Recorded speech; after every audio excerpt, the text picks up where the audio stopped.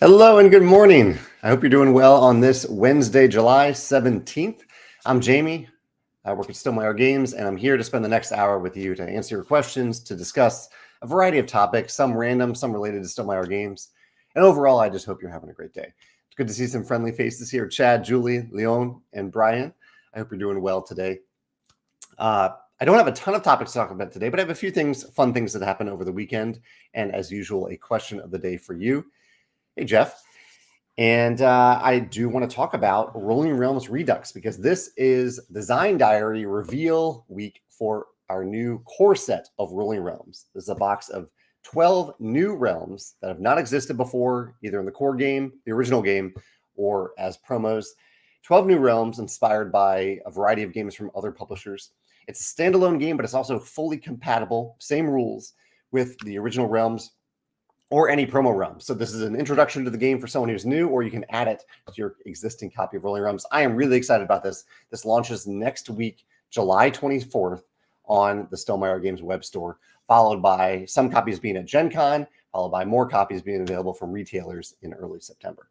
So yeah, I'm happy to answer any questions. I can show some things. In fact, why don't I show some things? So it includes a rulebook compendium that includes kind of the rules, images, and frequently asked questions for all of the promo realms, and I think all the other realms too. Maybe it's just promo realms. Let's see if it has any of the core game realms in it. I know it does have, yeah, it's all the realms in here. There is a new solo mode in the game, uses similar solo rules, but with a new format. Here's the original solo campaign. Here's the new solo campaign and new rulebook for Rolling Realms Redux. I worked on this quite a bit, but the person who put the most work into this product is Karel Tateka. Karel did an amazing job with this, working on this product, both from a graphic design perspective and from a realm design perspective. And Karel has been featured in the last 2 Design Diary posts, one yesterday, one today. They're on Facebook, they're on Board Game Geek, and they're on our website under Rolling Realms Redux if you want to check those out. And last, I'll show you what the box looks like with this. It contains all of my Rolling Realms stuff because the box is designed to hold all Rolling Realms stuff. So this is more than everything that comes in Rolling Realms Redux. These are the new realms and the new dividers down here, divided by player color and some additional things like risky rewards. There's a divider for that too. And these realms aren't sorted yet because I wanted to keep the new realms separate. There's a box that keeps the realms upright if you don't have all the realms ever created. And it also serves as a travel box if you just want to travel with a few realms for a few people. Comes with new dice and markers and eraser pads and things like that. Yeah, so that is what everything looks like in the box. And Karel made a nice little design touch where around the border here, you can see all realms in Rolling Realms in very, very small thumbnail images. So yeah, again, I'm happy to answer any questions about Rolling Realms Redux. Everything is public information at this point, except for the price, but you can probably imagine the price. It's Rolling Realms plus a little bit more. It's like just slightly more expensive than Rolling Realms because it is a bigger box with a little more stuff. See a lot of people chiming in to say hi. Good morning. I hope you all are doing well, or good afternoon, wherever you are in the world today. Arith says, will this compendium have a living document version online for future promos? It will. Yeah, Karel is going to keep the living version, which is online. You can download it. You can look at it online. We'll keep that updated because we do have a few more planned promos that will come out. There are three promos that will release at the same time as Rolling Realms. I'm a little worried that we don't have enough of these. We made kind of a similar amount to what we make for most promos, but we haven't released a new core set in a while. So we can always make more, but there may not be enough for everybody of these for the launch. We'll see how much people want them. So we have those.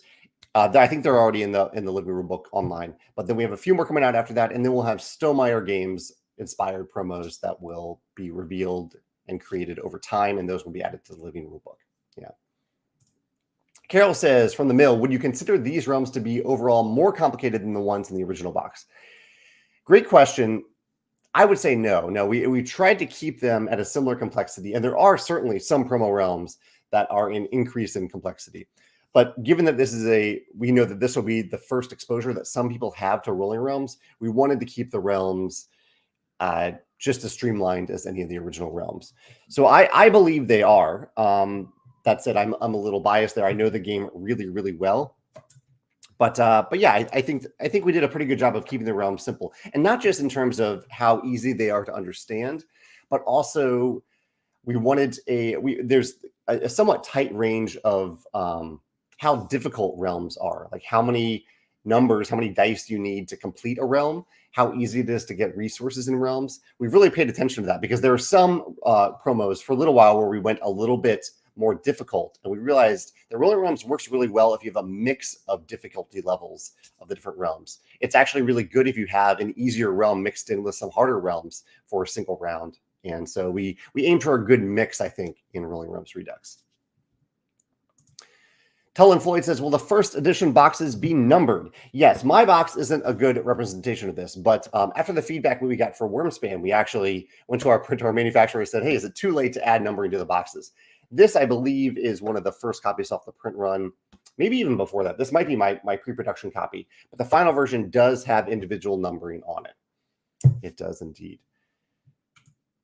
Zach says, how does it integrate with the original Rolling Realms game?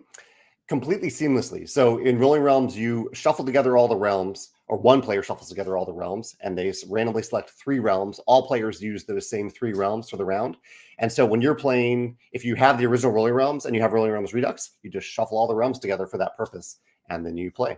So it's that easy. Just shuffle them all together. Julie says, how did you narrow down which realms to include? That's a good question, Julie. So pretty much what we did, and there are a few exceptions to this, but overall, we had most of our agreements with these other publishers set in place for the possibility of promo realms based on their realms. And then we decided to go ahead and make Rolling Realms Redux at a certain point. We decided to combine them together into a single box. And I think part of the reason is that a lot of people have asked for consolidation. And I don't think it's a good idea for us to, and in fact, I know that we will not be consolidating promo realms into a box like this because other people have already invested in those realms. They've paid a higher amount. I don't think it would be fair to those people to consolidate them together. But we realized, okay, we have these unreleased promo realms that we haven't printed yet. What if we combine them together into a box as a new introduction to Rolling Realms and as a way to offer consolidated pricing on these realms? And so most of it was we had a big batch of realms that we hadn't made yet, and we realized we could combine them together. And then we decided to go up to 12. We had 11 in the original box. 12 is a little bit of a nicer number because you're playing 3 realms per game in Rolling Realms, or per round in Rolling Realms. And 12 is divisible by 3 and all that. And so we added a few more. I added my poker realm. Morton added his rock, paper, scissors realm. And I think one of the later realms that we added was Meadow, which was a fan design that we thought was a good fit for the game. Yeah, that's my recollection. I don't have the best memory, but that is my recollection of how we decided which realms go in the box. Chet says, I'm curious about what it says about Japan and its culture that interested you so much when you were young.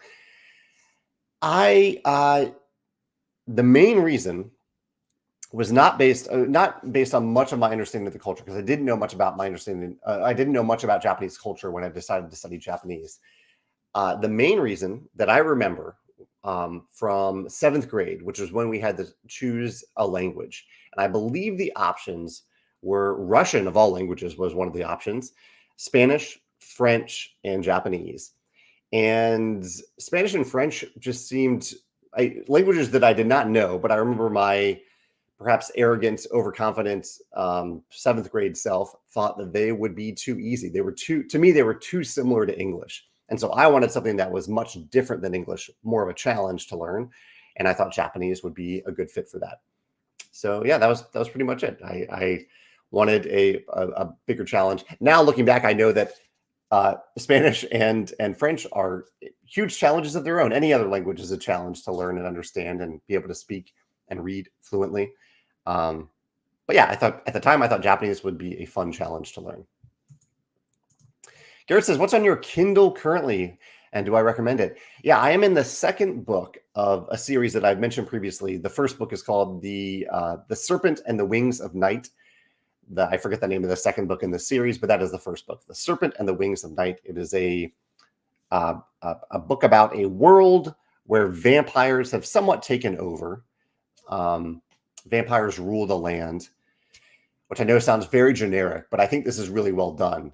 It's a fantasy universe with with vampires, and it's about a tournament, a Hunger Games style tournament of various vampires and optionally humans can enter this tournament to get the wish of a deity in this world.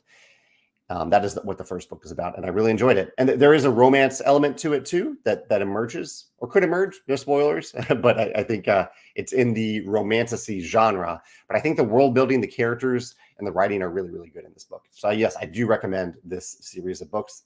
I believe it's a trilogy. The third book comes out later this year, and I'm really excited about it. And I am really enjoying the second book. What about you all? What are you reading right now, and are you enjoying it? And actually, let me throw out there, while you all are asking great questions, let me throw out a question of the day to you. My question of the day to you is that in the near future, I want to do a blog post about conventions in general, but also specifically Gen Con. And at this point, there's pretty much only one convention that I attend, or two that I attend on a regular basis. One is the Stonemaier Games Design Day, pretty small conventions, pretty small one-day event. And the other one is Geekway to the West. And so my exposure to conventions is very limited. And these are much smaller conventions than giant expo-style conventions like Gen Con. And so I have some blog posts from years ago with recommendations to first-time attendees to Gen Con and first-time people in the industry attending Gen Con as creators. Maybe they're researching, maybe they're selling, maybe they have meetings, things like that, whatever your reason is for attending Gen Con. I have some old blog posts about it, but I thought if I'm going to write about Gen Con with some advice for attending Gen Con or a big convention like Gen Con, I should probably get some advice from people who have attended more recently. So I've reached out to some coworkers who have attended more recently to get their thoughts. I have some of their thoughts compiled, but I'd love to know your thoughts. If you have attended a giant game convention in the relatively recent history, what's your number one tip for someone that they may not realize unless they had actually attended the convention, a convention like that in the past? That is my question of the day today. My chocolate of the day today is cacao. It's still cacao. I know I mentioned cacao a lot, but it's a local place. Cacao. It is a local chocolatier with some really good dark chocolate wafers. And so I'm really still enjoying those dark chocolate wafers. Greg says he likes the way the box is arranged to hold the new and existing content and the box divider in a small portable container. Thanks for showing that. Yeah, my pleasure. Yeah, it was an interesting challenge. And one of actually the nice little bonuses about this. So this box is the same dimensions except for the height so that the cards can stand upright. Same dimensions as the original box. So if you really like the original box lid over this one, or you want to keep both, maybe you want to hang one on the wall, the box dimensions are the same. So you can actually put the lid on the original box. It'll have some lift, but the lift is just enough so that you can actually see this nice band of realms that go around the edge of this box. That's another Corel touch that he added to the design of this box. Nathan is here. I mentioned the Meadow Realm a second ago, and Nathan is the designer of the Meadow Realm that appears in Realms Redux. Thank you, Nathan, for contributing that fan-inspired design. Not fan-inspired design, but Meadow-inspired design. James said, wait, you can complete realms? It is possible. Yeah, it doesn't always happen, but it certainly is possible. Mark is also one of the people whose designs inspired one of the realms in this game. And he has the Guild of Merchant Explorers is his realm in this game. And Mark, thank you so much for contributing your design to that. Arith says, will there be a pickup at Gen Con option if we order online at the Stonemaier Games store? Great question. The answer is no, for a little bit of an odd reason, but I'll mention that reason because it is an important one. At Gen Con, the Stonemaier Games booth is actually in conjunction with a different vendor. So the vendor is technically MeepleSource. Gen Con has pretty strict rules about not having multiple vendors at the same booth. So MeepleSource is the vendor. They are acting essentially as a retailer in partnership with Stonemaier Games, where they have bought all the products that will appear at Gen Con, and then they will sell those products. So they've bought the products from us. They are then selling those products. So Meeple Source might have Gen Con pickup. I don't know. It might be worth checking out their website. But anything that you buy from the Stonemaier Games booth, you're essentially buying it from Meeple Source, who bought it from us. And they work in very close partnership with Stonemaier Games. So this is the Stonemaier Games booth. But long story short, because you're not buying directly from Stonemaier Games, no, we don't offer Gen Con pickup. Anything from our website and our web store is not something that you can buy on the web store and then pick up at Gen Con. This is a little bit different than at Geekway to the West, or at Geekway to the West, our local convention here in St. Louis. It is, we are the vendor at that booth. And so you can, if you've ever attended Geekway to the West, you can order from our web store for Geekway to the West pickup. But that doesn't work at Gen Con. Tim's excited about the Poker Realm. Yeah, the Poker Realm is the realm that I maybe contributed the most design to in this realm, although I had a hand in developing all the different realms in this game. But yeah, the Poker Realm I'm really excited about. I realized in designing it, Tim, that not everyone knows the rules of poker, which is a good design lesson for me, that even classic games that it feels like everyone knows the rules, not everyone does. And so I had to work on how to explain a few core concepts of poker to make the realm make sense for people who are playing the Poker Realm. Leon says, who did you have to ask permission to include poker as a realm? You know, that is one of two realms that we didn't ask anyone for permission for. One is rock, paper, scissors, and the other is poker. I don't know who we would ask permission for that, but the other 10 realms are modern games based on or inspired by modern games. And so we had to ask permission. We paid a fee, kind of a licensing fee to the other publishers, and tried to ask as little as possible of them. And we also sent them free realms, free copies like that. In fact, that's coming up soon. That's a good reminder to me. I think I have a reminder to do that, where I need to send all the publishers who have realms in this box. I'm going to send them some free copies of the game. Ian is excited about Realms Redux. Ian does a YouTube channel where many of the videos in the channel are about the different realms, how to play different realms, with also playthroughs. So Ian, yeah, thank you for featuring, or that you will be featuring some of these realms. Tadesh, since you said no Rolling Realms promos for non-Stonemaier games, and so that means no Everdell. Unfortunately not. We did reach out to the folks at Everdell. They're great folks, and they just they have a pretty significant brand there, and they decided it wasn't a good fit for Rolling Realms. So we have already asked them, and they politely declined, and so we respect that. And so yeah, for that reason, no. And yes, you were correct that we don't have any plans to add any more realms, any more promo realms outside of Stonemaier Games to Rolling Realms, just largely because there are so many that are already out there. I am always trying to be, I know you all have your own money management practices, but I also want to look out for you. And I don't want to overextend your completionism, your generosity, and your support. And so I try to be cautious about that. I try to be cognizant and respectful to your budgets. And so by having an endless stream of realms, I think there's a limitation to that, to how much goodwill we can ask for from you for that. Also, all the realms are a bit of work. And so because we already have so many out there and so many different combinations, especially adding 12 new realms with Realms Redux, it's just a lot. Valerie says she likes the look of the new dice. Thank you. Yeah, we went through a few samples. Corel talks about it on today's design diary post. And I also really like the look of the new dice. Bones983 says, have you seen the game Reforest? I am familiar with it. Yeah. They say, I got my Kickstarter copy and it had a thin paper cover instead of shrink wrap. It was brown paper with some of the box design in black ink. I thought it worked well. That's great. I'm excited to see small print runs of games do this.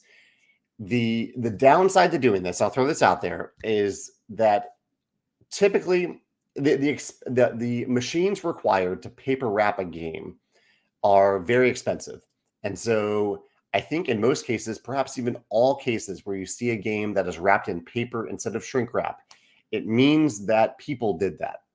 Individual people took those games and they wrapped them up like a present, which is fine. There is a human element to putting together any game. There are people that are assembling these games. They're putting things in the boxes. But it's also, I don't know, I think it's a lot to ask people to do. I try to be aware of the labor costs in addition to the environmental cost of games. So I'm not knocking Reforged at all for making the decision. I think it was probably a smaller print run than maybe some of the games that we produce. And so it is something that we've looked into, but because of that human cost, I'm not talking about the price, or I'm talking about the labor that we're asking people to do that. We have chosen not to do that yet, even though the option is there. There are other considerations there too. But anyway, I think that's great that they found a way to do it, and maybe they did find a way to automate it. Yeah. Let's see. Jeremy says that Elizabeth Hargrave, the designer of Wingspan, mentioned an Excel spreadsheet of Wingspan birds that helps with balancing. Can you explain that process in more detail? Really enjoyed your recent design and Kickstarter video. That is a great question for Elizabeth, I think, to elaborate on. Elizabeth created a giant spreadsheet that pretty much has some formulas that help her balance the different elements. So she might plug in, and I think they lead up to, the formulas lead up to maybe the victory points on the bird, I believe. Where into the spreadsheet, she puts like the different habitats the bird can be played in, the food cost, the number of eggs it can hold, and I think like the wingspan. I don't know if that plays into it. She puts those in, and that calculates. I believe I haven't looked at it in a little while, but I believe it calculates the estimated point value of the bird. But then she has to plug in other elements like softer elements, like what the bird's ability is, and that might affect the victory points as well. But one of the big things, other than the formula that the spreadsheet does, it lets Elizabeth see and sort and filter by like how many birds with small wingspans has she put into a new expansion, to make sure that's balanced with bigger birds and medium-sized birds and things like that, and different habitats and different costs. It lets her just see, is there a good balance in this expansion, and how does that apply to all the different bonus cards as well? It's a good filtering tool for that. Ray says, my understanding is that there are more promo realms to come that just haven't been released yet. There are a few more, but we aren't printing more of them at this point. It's just that it won't be designing and releasing any new realms. Yeah, that's accurate. That's accurate, Ray. Yeah. Let's see. Steve says he goes to small conventions. You get to know everyone there, and it's not too big of a convention. And that is, I have found that I really enjoy that, Steve. Gen Con it's an event. That sort of convention, Gen Con, Essen Spiel, even the UK Games Expo to a certain extent. Origins is smaller, but and I don't exactly know about Origins, but it is a bigger convention that is also a little bit smaller. Maybe it feels a little bit smaller. But Gen Con and Essen in particular are massive conventions. They're expos. They're generally not the type of conventions that you go to if you just want to play games for a few days. There are ways around that. You can book a bunch of events at Gen Con and just go from event to event, learning games, playing in tournaments. There are ways to make that happen, but kind of the central feature for a lot of people at Gen Con is the expo hall, is the vendor hall. It's really big. And like Steve says, there's nothing intimate at all about a convention like Gen Con. Whereas if you go to a Geekway, a convention with 500, 1,000, 2,000 people, you can really, over the course of the 4 days, if you want to, you can meet a lot of different people and get to know a lot of people by playing games with them. Again, it is possible at Gen Con. You just have to work a little bit harder to do it. And I felt overwhelmed every time I went to Gen Con by the number of people there. Tim's tip is, my tip for conventions is not to pack too many games because there are plenty of games available to play and demo. I've weighed myself down with bags in the past. Just go with the flow. I like this, Tim. Yeah, even I think, and Tim is speaking for any size of convention, that does apply to Geekway too. There are a lot of games to play at Geekway, and these smaller conventions often have a lot of games to play. So you don't need to bring that many games unless there's one game that you really, really want to play, or a few games that really, really want to play. Carol says, wear a reasonable sized backpack with snacks, sandwiches, and water bottle. I always have a peanut butter and jelly on hand. I really like this. The combination of water and food. Have some sort of food on hand, because you never know when you might get caught up in a game, caught up in a conversation, and you realize, I don't have time before the next thing to actually just go wait in line to get food. I'm speaking for Carol. I should just read Carol's comment. Sometimes you get caught up in games or with people and don't have time to grab food. Sorry, Carol. I was speaking off the cuff there. Should have just read the whole comment.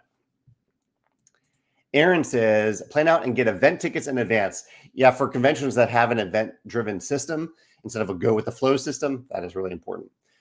So Aaron says that helps you avoid spending time in lines. I waited for my badge and then later again for tickets. Prepping can be overwhelming, but worth it. This is a tip that I heard from one of my coworkers as well about, especially at Gen Con. You can get tickets in the mail. I think there might even be an electronic way to get them now. I don't know for sure about that, but if you can get them in advance, that is much better than waiting in line for a few hours when you get there to get your tickets. Jeff feels similarly to me. I don't have much of a desire to attend a big expo like Gen Con, but I do have a friend picking up a few things for me, Comic Hunters and the Ancient Knowledge expansion. That's nice. Yeah, that's true. If you don't attend a convention, you can always ask a friend to pick up a few key things for you. Kevin says you'll never see it all, so don't stress about that and enjoy what you can see. Go get a good set of walking shoes and do not overschedule events. 1 or 2 a day is plenty. I like those, Kevin. Mark says, I've attended the CMON Thailand last year, and it was a first for me. Tips I would give myself is to research for food places in the area so I don't starve or dehydrate. And I like to research in advance, and hydration, I really, really think that's huge. And also, this probably sounds dumb, but one thing that I learned, because I was going, when I went to Gen Con, I was literally going from like conversation to conversation throughout the day, sometimes meetings, sometimes unscheduled. And I think the first or second time I went, I in some ways I was telling my body not to go to the bathroom because I was going from one conversation to the next. But going to the bathroom is really important for your body. And so the future times that I went to Gen Con, I would, even if there was a next conversation, I would go to that person. I would say, hey, I really need to take a bathroom break. I'll be back in a few minutes. Can you hold on for a minute? And no one is ever going to say, no, don't go to the bathroom. But that was very healthy for me. And it's actually a really nice, like 3-minute break to just recharge just for a few minutes and go to the bathroom, get some water, come back and be recharged for the next conversation. Corey says, people really aren't fans of people with backpacks. If it can get crowded, and if you turn while wearing a backpack, you end up hitting the people behind you. That's a great point, Corey. Yeah, I think that depends a little bit on the type of convention you go to. If you're going to a convention where you're just playing a bunch of games, as Tim said, they probably have games. You don't need to bring a giant backpack. But it is a little bit easier there if you're just going to a table, putting your bag down and not moving all that much. But you're totally right. At a bigger convention like Gen Con, an expo style convention, you take up twice as much space. You are hitting people when you turn. Absolutely agree with that. I see George is joining us today. Mark says another tip would be if you're buying a lot of games at the convention, try to find a place near the convention so you don't have to carry those games at a long distance. That pairs well with the backpack idea that you have a place to drop off those games. And again, that's a good excuse for a break too. If you're feeling a little overwhelmed, take a little break. Walk back to your hotel room, drop off those games, take a little recharger, and a little nap even if you want. As someone else says, you aren't going to do everything. And I would personally rather be a little bit recharged so I can be fully present and energized when I'm doing the different things at the convention than just depleted throughout the day. Yeah. Before I keep going, a lot of good tips here. Let me mention the things that I described in the title of this video, and then I'll go on to some other comments. Talking about rolling Realms Redux, that's one of the main topics of conversation today. Launches next week on our web store, July 24th. It is a standalone game, so even if you've never played Rolling Realms before, this is a great introduction to get into the game. This past weekend, I played in a new format of disc golf tournament where everyone had the same exact 3 discs. So it's called a trilogy challenge, where everyone is given the same 3 discs, and you go out and play a course. We played at Unger here in St. Louis, but these challenges happen all over. You might be able to find one in your area. And you're given the disc when you arrive, so you don't even need to have discs of your own. I think it's a really, really neat format, both for trying disc golf for the first time, or if you're getting into the sport, or if you're an experienced disc golf player and you want to test out your skills of learning a new disc on the fly, which I found to be a tough challenge, but a fun challenge. I went +6 over my first 4 holes of a course that I know really, really well because I was still learning how these discs worked. And then from then on out, I went -1, I think. I think I ended up +5 or plus, I think I ended up at +5, maybe +4. One of the two. I think it was +5.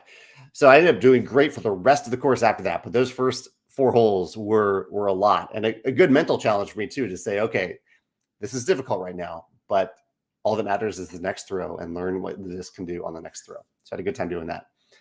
And then the last topic was Gen Con. So we're talking about Gen Con a little bit. Again, Stonemaier Games will have a booth at Gen Con, a big presence at Gen Con. So you can get Rolling Realms Redux there, or you can get it from our web store. We'll have limited copies at Gen Con. So if you know you want Rolling Realms Redux or any of the many things that we're restocking next week on our web store, might be better to get them on the web store. But we will have some at Gen Con. Mike here says the Meeple Store's website has a new link for all products they will have available for Gen Con pickup, including a number of Stonemaier games. No Rolling Realms Redux yet. That's correct, because we haven't launched it yet, but the retailers will start to, you'll see it on retail stores popping up as of July 24th. And so that will change, Mike. Good catch. Vera says, speaking of disc golf, went out and played disc golf for the first time with their Wingspan disc today. What did you think of it?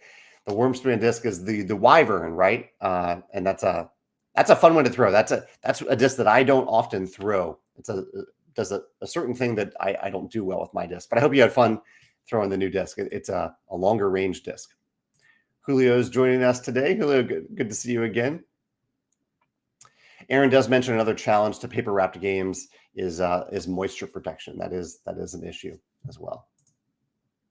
See, Chad says, now that Rolling Realms has been completed, are you now more open to creating another roll and write style or smaller filler game? It's an interesting question.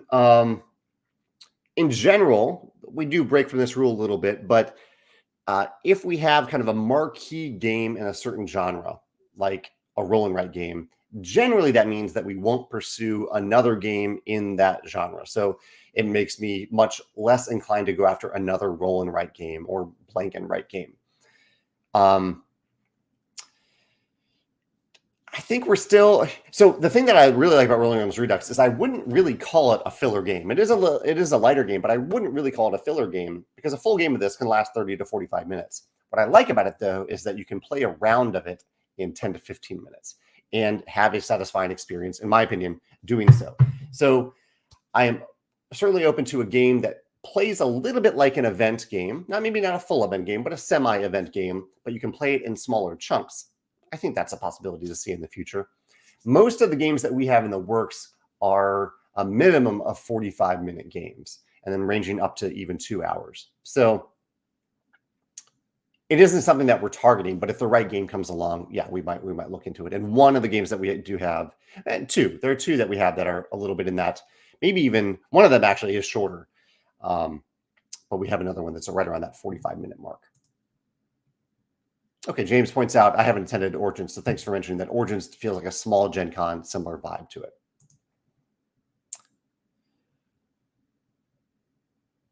Let's see. Carol has another tip for Gen Con.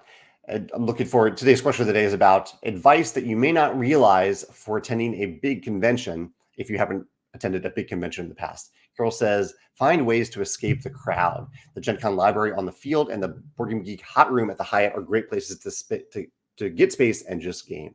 I love that, Carol, especially for me as an introvert. I need times and places to recharge. And it's one of the reasons that I have stopped going to Gen Con, because I feel like my responsibility there is to go from person to person throughout the entire time. I love that part of it, but it is really exhausting for me. And it's something that I can do, not exactly the same way, but I can connect with people. I'm like, we're essentially having an interaction right now. I can do that from home as well, and a little bit more efficiently and in a way that isn't as completely draining to me, because I get really, really tired going from person to person. I basically, my response to your comment is I don't give myself permission to do that when I am working at Gen Con. And it's kind of kept me from going back to Gen Con. But Stonemaier Games will be at Gen Con, and some of my coworkers who thrive in that sort of environment, Alex and Dave, I can't remember if Susanna's going this year. Susanna, if you're watching, let me know if you're attending Gen Con. I can't remember if you are. They thrive in those environments. So Julio says he's never been to a giant board game convention, but he has gone to Comic-Con. The biggest thing was I bought a lot of merchandise and was struggling to carry it all, and food was scarce. Yeah, I can see that being a challenge. Both of those are a challenge. Ian says, I suffer from social anxiety. I can definitely relate to that, Ian. I felt that many times myself. Don't see me attending any convention soon. Ian, I will say that I definitely also suffer from social anxieties. But I was surprised that Geekway worked so well for me. I was truly worried about it the first time I attended Geekway to the West. And then what Geekway is a convention where you just go and play games with people, strangers and friends, for 4 days. And I have seen many people who attend Geekway by themselves, and I'm so impressed by it. But I also think that I could do that myself at a Geekway, or as that style of convention, where it isn't too cliquish at all, where you can really go around. You can see people looking for players in their games. You can go around. And one way that I found that really helped the first time I attended Geekway is that I would walk around, and if I would see people learning a game on the fly that I knew, I might pop in and say, hey, I know this game really well. Do you want some help learning it? And people like light up when that happens, because it means they don't have to go through the rulebook to learn the game. They have someone else to teach the game. And then you have those interactions with people. I don't know. I found ways to make it work despite my social anxiety. And it really blossomed into something that I genuinely look forward to every year. So I can definitely relate to that. And I'm not saying this for everyone, but I was surprised that it was more for me than I thought it was. Whereas a place like Gen Con is just too overwhelming for me. Doesn't work for me as well. Krista says, bring for convention tips, bring a couple of reusable shopping bags for your loot that you can fold up and put in your backpack. Vendors will run out of bags, or they won't offer them, so it's nice to have a couple on hand. That's a great tip. I really like that, Krista. Kevin says, for Gen Con, we learned to schedule breaks and meals just like you would events. We schedule lunch and dinner in our plans to ensure we get breaks to recharge and reset. I really like that, Kevin. Planning in advance and saying, okay, this is our dinner time. We are going to meet up here. So even if we get separated, we are meeting here at this time and this place for a meal with people that we know that we can recharge with. I love that. Jeremy says, any update on box art sleeve versus shrink wrap? Yes, I actually still have it by my desk here. I talked about it a little bit a while ago. This is the sleeve that we tested for a little bit to see if it would work. Kind of has a tearaway element on it. Again, we realized, unfortunately, with this thing that that we couldn't automate it. We couldn't automate it. It had to be hand assembled, which adds a variety of different different labor costs. So we're still working on it, but we are still actually. I got this question the other day on Discord. You all may have noticed in Gears of Corruption. Here we have Gears of Corruption, that this wasn't shrink wrapped, and that's because it has some box lift, which is fine because this is a box that's essentially designed to be disposed of. Maybe you put it on your wall, but all components fit into the game of Expeditions. But with the box lift, they aren't able to do shrink wrap as often. Sometimes they can, but Panda said it was going to be a challenge with this, so they or to avoid shrink wrap, so they had to do shrink wrap with it instead of stickers, because for most of our expansions now we use stickers now because we know you're just going to get rid of the box, and when possible we use completely corrugated very easy to recycle boxes. We're moving a lot more towards that with our expansions. The Champion faction says they attended BGG Spring in May, their first convention, all about playing games, and he had a blast. Having snacks and water on hand is a must, and the gaming library meant I didn't need to bring any games at all. That's nice, yeah, when you have the gaming library or play and win section, or the combination of the two. Oh, Robbie knows Trilogy Challenges. That's awesome. Have you done this year's Trilogy Challenge? I didn't know that. So what I thought before I did this Trilogy Challenge, this disc golf thing that I mentioned, I thought that the coordinator of the challenge just chose 3 discs. But that's not true. There's a company, Dynamic Discs, as Robbie knows this, but you all don't. There's a company called Dynamic Discs that chooses the 3 discs they want to feature that season for this challenge that they invented. And you buy the discs from them at a pretty good price, I think, compared to what you would normally pay for discs. And you use those discs for the challenge. So it means that everyone across the world, really, who participates in a season's Trilogy Challenge are using the same discs. Joe says, for conventions, I find setting healthy expectations for myself and those in his group he traveled with can be really helpful. It can be overwhelming with so many things to do, setting an expectation for what I want to do.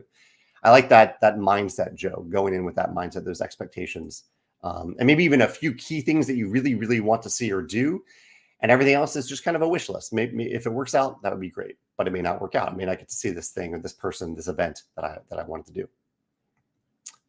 Ian says, I recently did a most anticipated end of 2024 games video. I was wondering what games you or anyone else is looking forward to being released in the second half of the year.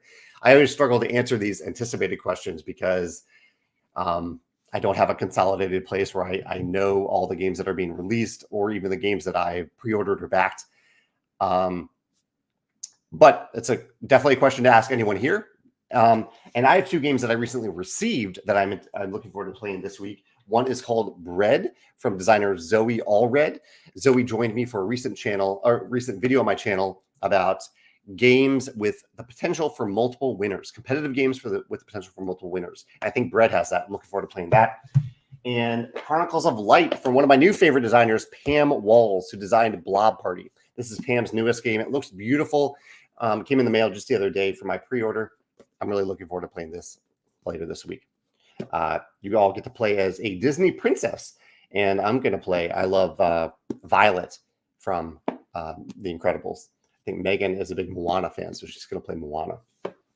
And so I'm looking forward to getting that to the table. Both of those getting that to the table this week. Joshua has done a trilogy challenge. He says he was standing for a friend who fell ill at the last minute. Sorry to hear that. Did awful, but had a lot of fun. Yeah, I can definitely relate to that in at least the first part of the course. Oh, and also I didn't mention this, but I got my 3rd disc. So it's a tournament where you only have 3 discs that you can use for the entire day. And halfway through the round, I got my driver stuck in a tree and could not get it down. So I dropped from 3 discs to 2 discs. Fortunately, it was in a wooded part of the course where I was probably not going to use the driver all that much anyway. But yeah, it made even more of an interesting challenge. Brian is also a pro for downtime at conventions. Even extroverts need a little time alone. Need a little alone time every day. That's true. Everything says this will be their first Gen Con. I'm also helping demo Wingspan. Oh, thank you so much for doing that. Hoping I'm not biting off more than I can chew, but also hoping to be a good demonstrator. And honestly, I hear you about biting off more that you can chew. I think sometimes having those events where you are in charge can be a little recharging for me, at least as an introvert. If I'm in charge of something, that can really help. But whereas if I'm just going for the flow, trying to find people or connect with people that I don't know, that can be sometimes more draining for me. So I hope it actually works as a little bit of a recharge for you. And thank you for demoing Wingspan. Robbie says, how did the disc handle the forehand for you? I found a way to get the driver to work really well. The driver that I got stuck in the tree right up before I got stuck in the tree, it was working really, really, really well for my forehand. I had some booming drives with the driver. The other 2 discs I struggled with. I should have maybe switched to backhand a little bit more with them to see if I can make the backhand work, because I was struggling with the forehand. Yeah. Joe says, also Joe talked about setting expectations a second ago. He also says, hearing what other people in your group want to do can help to try to be able to do those daily things. That's a great point. If you're going with other people, be aware of what's important to them as well. Julio says, were they new discs to me or had you used them before? They were brand new to me. Granted, they had stats on them that were similar to other discs that I had used, but all 3 discs were completely new to me. And I think completely new to most people playing in the tournament. Marlene says she's never gone to a gaming convention, but I've been to others, and my tip would be to eat your veggies. I like that. Your body is going to be stressed, and in addition to all the other self-care tips from others, your body will appreciate helpful fuel. The times I didn't focus on veggies, I get sick. I really like that. Yeah, bring a bag of mini carrots or anything else that you can kind of put in your bag that can get smushed, and that's okay. I really like that tip. Champion Faction says that Rolling Realms came about differently than any other game. The COVID open design process, not intending to publish it originally. Yeah, I did not design the game with the intention to publish it at all. Now that it's fully developed, you can talk more about the unique process and your feelings about it. I do have some blog posts about it, but I'll give a quick summary where it has been truly one of the big delights of my publishing and design career at Stonemaier Games, because I went into it with no expectations. Joe was talking about expectations earlier, right? I wasn't expecting it to be anything. I was just like, I want to connect with people at this time where we are self-isolating. This was early in the pandemic. And then it became a game that I genuinely enjoyed playing. And I was like, oh, this is a really neat combination of puzzles that might continue to be relevant if people want to play against each other remotely. And then it kind of unraveled in stages. The next unraveling was realizing that we could bring in realms from other games, non-Stonemaier games, and not only have fun designing them, but also have fun highlighting these other games that we love or that we want to highlight. And then the next layer was realizing that I could live play these realms, that I could play them live. I could post the videos on YouTube afterwards, and anyone who discovers Rolling Realms at any time can play against me whenever they want. So they can play the solo mode if they want, but they can also just sit down and play as if they're playing against me, compare scores, see what decisions I made compared to the decisions they make. I've seen a lot of people do that, go back and play through those older videos and post their scores. Sometimes just watch along to learn how to play. And the next level of that is, at first, when I did that, I was like, okay, this will just be a way to promote the game, to market this game. But now I just really look forward to doing the live plays. I look forward to sitting down and playing a little round of Rolling Realms. It's a nice little 15-minute, 20-minute break of my day to do that and engage with people and know that the video offers some utility later. And then finally, I think the final level is working with Corel and so many fan designers and playing these fan design realms at times for some of these live plays, and then working with Corel to bring together Rolling Realms Redux. So yeah, it's been this really nice evolution of surprises. And I'm so grateful that that my team has been supportive of that, because it isn't our biggest game. It's one of our smaller brands, really. But it's been very fulfilling for me, and I hope it's been fun for those who have decided to play along. And it's become one of my most played ever games, I think. Let's see. Jeremy said, just I'm scrolling through looking for questions here because I'm a few minutes behind. Jeremy says, did you see the Kickstarter homing pigeon for disc golf? I didn't see that. No, tell me more about that, Jeremy. I'm very curious about that. Does it help you find lost discs? I would love to have that. Okay, Susanna clarifies. Thank you, Susanna. She'll not be at Gen Con this year. She doesn't thrive in larger convention settings myself, similar to me. I love Gamma Expo and Geekway. So those are places where you can see Susanna. And I can say for myself that Susanna is a wonderful person to play a game with. If you get the chance to play a game with Susanna, it's how I originally met Susanna at Geekway. And Susanna went on to be one of my favorite coworkers, evenly tied with all of my other coworkers. Carol says, I need to have these breaks from the big halls. Yeah, the big halls can be overwhelming at Gen Con. I need to try to sign up for an event a day and the open gaming area to break up the crazy. I found that makes the most enriching experience for me. I'm glad you found that pattern, Carol. That can be tough to figure out. In fact, one thing I would throw in there is if it is your first time at a big convention, you can research it all you want. You can try to figure out what's best for you, but you probably won't fully realize what's best for you until after that first time. And so it is okay to go in with a mindset of, I'm just trying to figure this out this year. And then next year, or in a couple more years, I'll go back knowing myself better and knowing this convention better and knowing that I might do it more effectively. But this first time, I might stumble a little bit, might have to learn a little bit along the way. Anne says, I agree with the social anxiety thing. I can hang out with people I know and be very social, but I don't like being in big groups of random people where I don't have some space. Yeah, I definitely relate to that, Ian. And Carol points out the conventions are great for making friends, too. There are people I only see at certain conventions and I love gaming with. I've also made lifelong friends from conventions. I've definitely felt the same way, especially with Geekway and the Stonemaier Games Design Day. Luke can relate to the social anxiety as well. It helped me to just walk around till my mind and stomach calm down. I did get a bit anxious playing games, so I had to do my little exercises. I hear that, Luke. Yeah. I'm impressed that you're so aware of that and aware of what you need in that space. Jeff says, at Geekway Mini, the smaller one in January, there's a smaller version of Geekway, about a few hundred people at this point, I think. I went by myself, found a group setting up apiary and asked if they needed a teacher, ended up gaming with them for the whole weekend.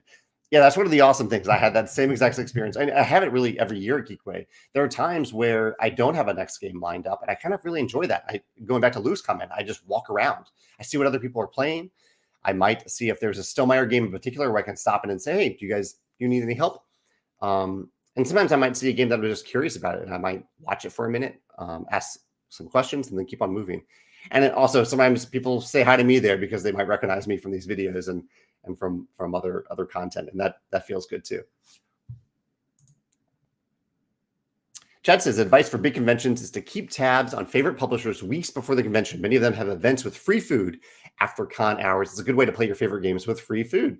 That's true. Yeah, a lot of convention publishers do have special events that they host. Mark has one more tip here. If you're flying out internationally, make sure to open your games to show that you are the owner of the games. Packed games signal retail operations to them. That's a great tip, Mark.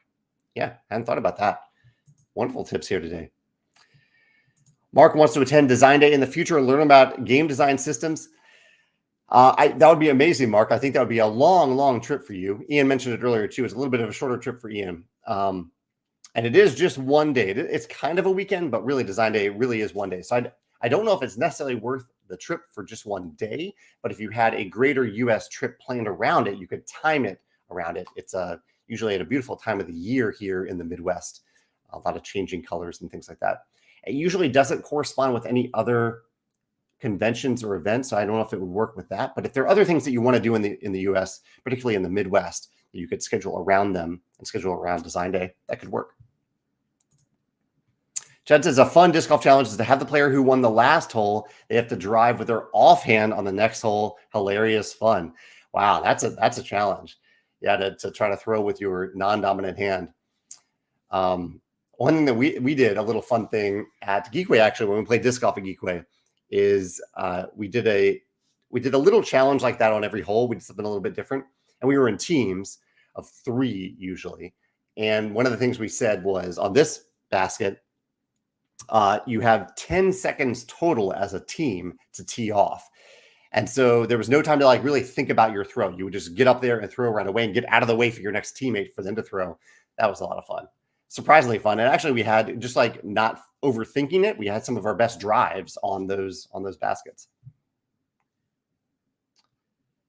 Let's see if I have any other topics. Oh, yeah, I did want to throw out there just a fun little question of the day as we run out of time here is I participated in a surprise birthday party for a friend that I play games and disc golf with, my friend Zach. Happy birthday to Zach. His birthday actually isn't until next week, but his wife planned a surprise birthday party for him. And he seemed to really enjoy it. I need to ask him to see what his final impressions of it were. But he had friends and family who were there to surprise him. And I'm curious for you all, have you ever been truly surprised, as Zach was, for a surprise party? And did you find, if so, did you find that you liked it? Did you like that you had the surprise? Or did you learn surprise parties aren't really for me? I appreciate the effort, but in the future, I just want to know in advance if there's a party being planned so I can, for whatever reason. But yeah, I'm curious about your experiences with that. Me personally, I don't like surprises at all. So it's not a great fit for me. But yeah, I know people have different preferences about that. Also, over the weekend, we watched 2 movies about imaginary friends. We watched the movie If and the movie The Imaginary, an animated film. And at least I would speak for Megan as well. But for me personally, I enjoyed The Imaginary more. I thought it was a more robust movie, but it also has a darker side for an anime film. If was kind of cozy and comforting, but didn't have much heft to it, in my opinion. But yeah. Good time watching both movies. Let's see what else is going on here. Steve says, some of the most fun convention moments I've had were walking around and a friend saying, hey, there's an open spot. Sit down and play with us. I would take some time to walk around and be open to playing new games. Yeah, those are some of the great moments that just are unexpected. They're unplanned. And it's one of the reasons that I try not to plan anything at Geekway, except maybe the first game of the day when I arrive, because I want that flexibility to go with the flow, to take my time with the game, to end a game early, unexpectedly, and go find something new. Yeah.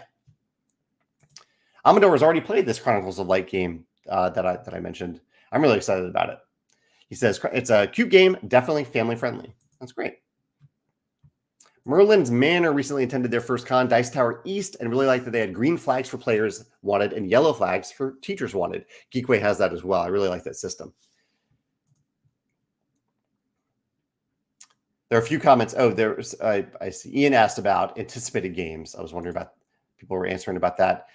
Video Game Champion from Arcane Wonders over here. James is looking forward to Snowfall Over Mountains and Storm Raiders. Sean says, have I seen the, not Violent, but Violet conspiracy from The Incredibles? Violet conspiracy theory about her real father. I feel like I have heard something about this. In my opinion, someone's real father is the person who raises them throughout their life. So in my opinion, Violet's father is Mr. Incredible. Michelle says, I've really enjoyed Geekway every time I've gone. It's one of my family's go-to conventions. We also go to FlatCon and Tabletop Central.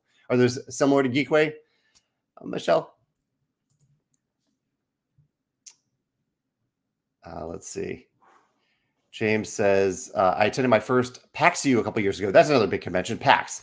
I learned that I can't sit and play games all day, so I took time to watch the local holiday parade. And on the last day, I spent an afternoon at the Philly Museum of Art.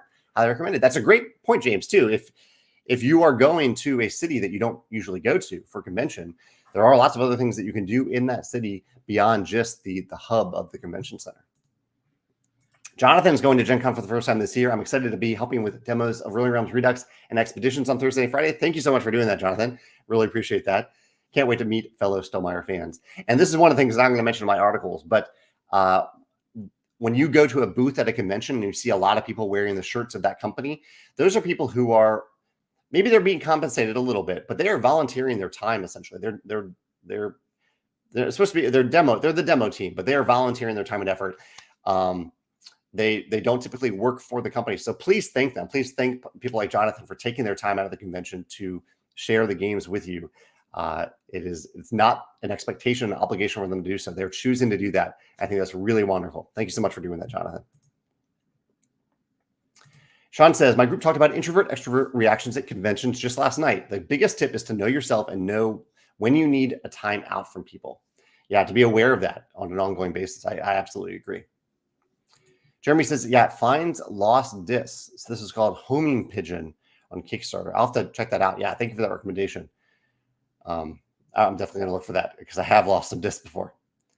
Zemb is attending their first Essen this year. I won't rush it and take time to appreciate everything I take a look to, even if that means missing some things. I love that attitude. That's awesome. Nina says, when is Design Day? So Stonemaier Games Design Day is a small event held at Pieces Board Game Bar and Cafe here in St. Louis. It's hosted by Stonemaier Games, and it is a day where designers come and playtest their games with people who sign up to playtest the games, and vice versa. Everyone ends up playtesting games throughout the day, like games that you design, or there are a number of people who come just to playtest, and also importantly, the designers who are asking others to playtest for them. They then playtest other games by other designers throughout the day. We also play some published games because we're at an amazing board game bar and cafe, so that they have a ton of games that we can play and learn from those games. And we just play games and talk about games, playtest prototypes, eat some good food. It's usually in September or October in St. Louis, and it is a sign-up specific event. So usually the sign-ups happen in March or April of the year. So we're completely full for this year, but you can get on the waiting list, and the waiting list also merges over to the next year. So if you want to get a notification about next year's sign-ups, then I would recommend signing up for essentially a back in stock notification on our web store, on the US web store for Stonemaier Games Design Day. So we can let you know in the future. It's become a thing where a lot of people attend on a regular basis, but every year we have a few dozen new people who haven't attended in the past attend, and that is awesome to see. We make it as welcoming as possible for first timers, just as we do for people who've attended multiple times.